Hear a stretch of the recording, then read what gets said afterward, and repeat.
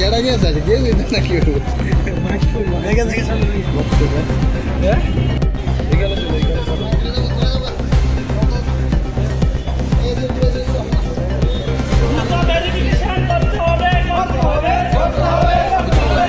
ওদিকে ঘুরেন 22-এ পরীক্ষা নিয়ে একটা সমস্যা হয়েছিল, তারপর এর সাথে রিক্রুট হয়নি। এবং আমি সর্বপ্রথমে কংগ্রাচুলেশনস অভিনন্দন জানাবো যারা এখন বর্তমানে পিজিটি মানে পোস্ট গ্রাজুয়েট টিচার যারা এখন বর্তমানে ওরা বিদ্যালয়ে যোগদান দিয়েছিলেন এবং যারা টেট পাস করেছিলেন তাদেরকেও আমরা অভিনন্দন জানাচ্ছি। এবং আমরা 2019-20 থেকে যে পরীক্ষা নেওয়া হয়েছিল, তো 20 হলে এখন 21, 22, 23 করে আমরা 6 বছর যাবৎ চলে গেছে, কিন্তু এখনও আমাদের এসটিজিটির কোনো এই যে পরীক্ষা নেওয়া হয়েছিল কিন্তু নিয়োগ প্রক্রিয়াটা এখনও সম্পূর্ণ হয়নি। কিন্তু সেই কারণটা আমরা আজকেও বুঝতে পারিনি।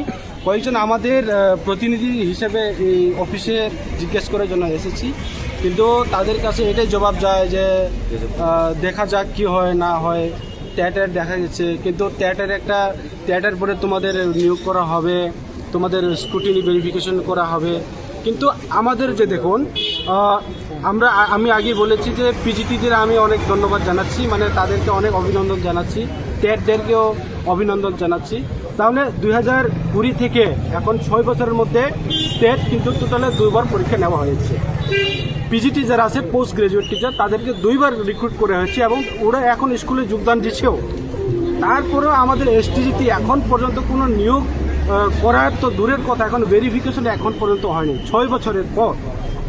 তাহলে এই প্রশ্ন করার জন্য আমরা বারবার আমাদের দলের থেকে প্রতিনিধি হিসেবে আমরা পাঠাতাম, কিন্তু কোনো ভালো রেসপন্স পাই না।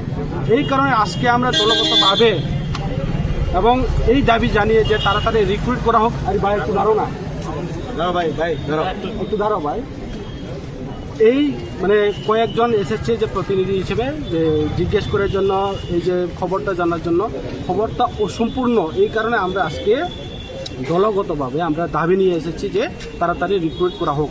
6 বছরের মধ্যে যেটা রিক্রুট করা হচ্ছে, ওরা বলেছে যে টেটের পরে হবে, কিন্তু আমরা বলছি কেন? যারা টেট পাস করেছে তাদেরকে আমরা খুব অভিনন্দন জানাচ্ছি, কিন্তু ওরা বলেছে যে টেটের পরে হবে। কেন বলেন তো?